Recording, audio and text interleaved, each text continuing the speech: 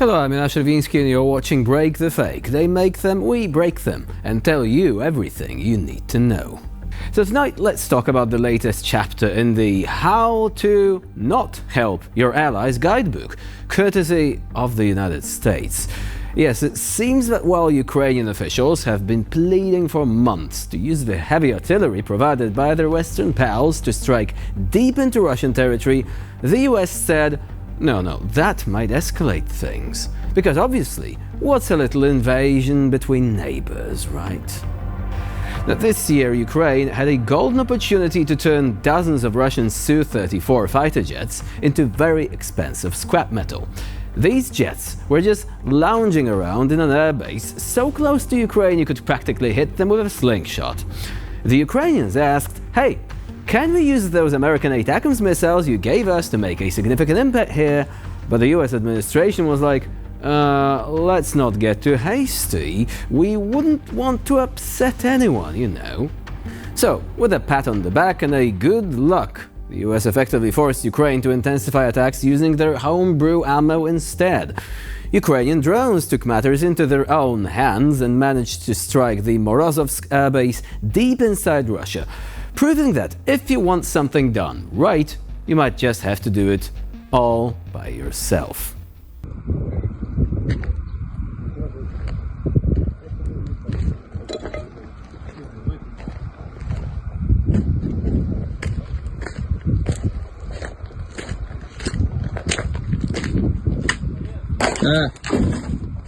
Сейчас, подожди.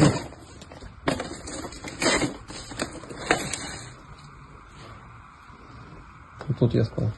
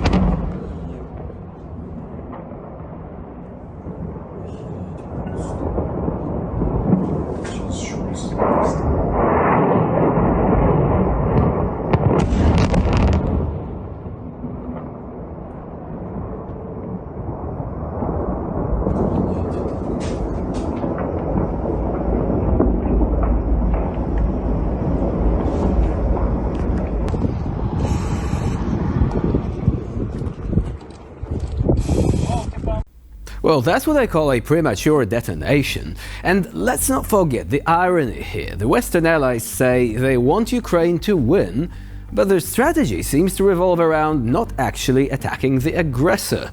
It's like telling someone to win a boxing match by not throwing any punches at all. Maybe they will be sending over a military manual titled How to Win Wars Without Attacking, because apparently we're rewriting the art of war here.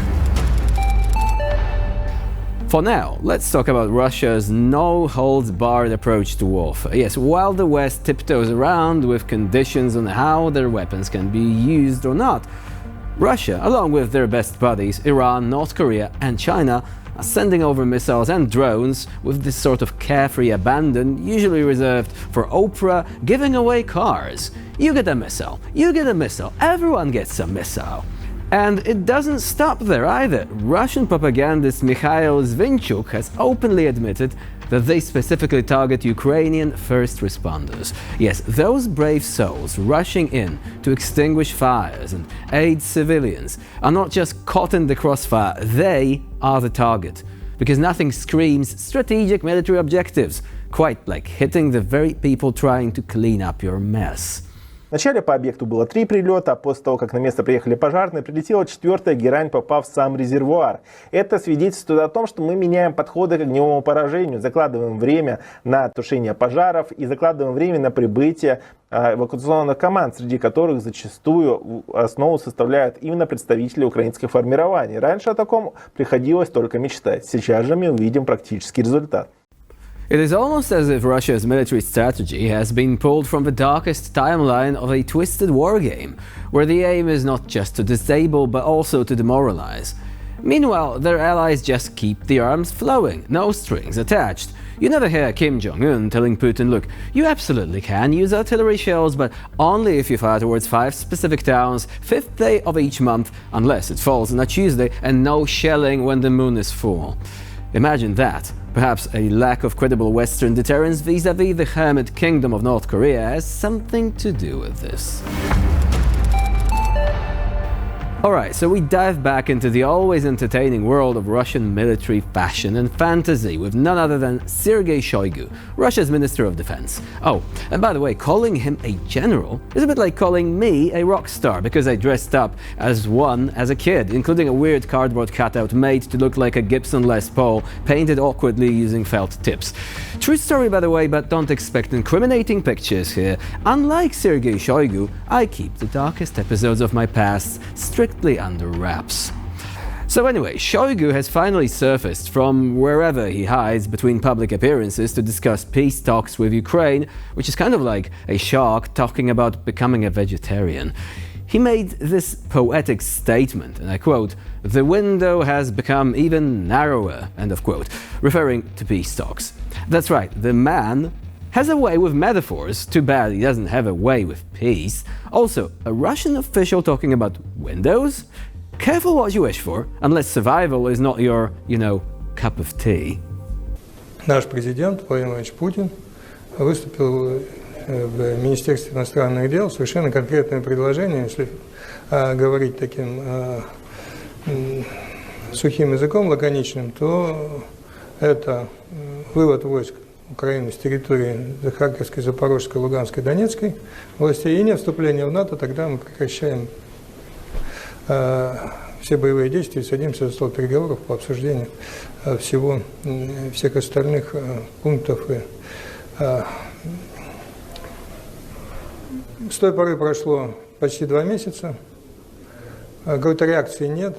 Я не упоминаю там все эти женевские формулы Зеленского и прочие вещи, потому что говорить об этом бессмысленно, потому что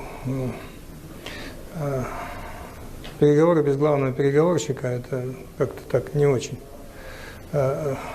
выглядит понятно. Вот. И здесь, конечно, за неполные 2 месяца окно стало еще уже. And the terms of the said peace? Oh, they're simple, really. Just a tiny little request for Ukraine to withdraw troops from their own territories like Kherson, Zaporizhia, Lugansk and Donetsk. And hey, while you're at it, just never join NATO. Ever. Then, and only then, Russia will consider stopping the war and maybe, just maybe, sit down to discuss how to rebuild the bridge they burned, drove a tank over and then bombed for good measure. Now, it's been nearly 2 months since Putin strutted into the foreign ministry with these totally reasonable demands, and surprise, surprise, there's been no reaction. And discussing Zelensky's peace formula, Shoigu thinks it's pointless, because why consider a peace proposal that doesn't involve completely capitulating to your aggressor? Really, if peace talks were a TV show, Russia's version would be less "let's make a deal" and more The Twilight Zone, with Shoigu and Putin writing the script. Who needs fiction in that case? Bad fiction, at least. With this, we conclude this episode of Break the Fake. Please stay with us here on TVP World for more latest news and updates.